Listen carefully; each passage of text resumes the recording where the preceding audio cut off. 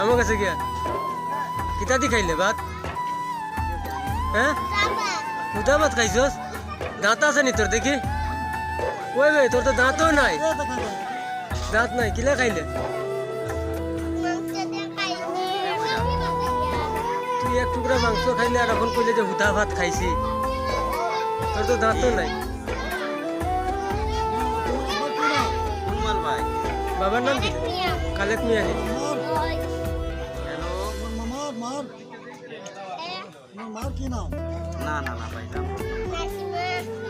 নাচতে পারস নি? নানার নাম কি? নানার নাম জানো না?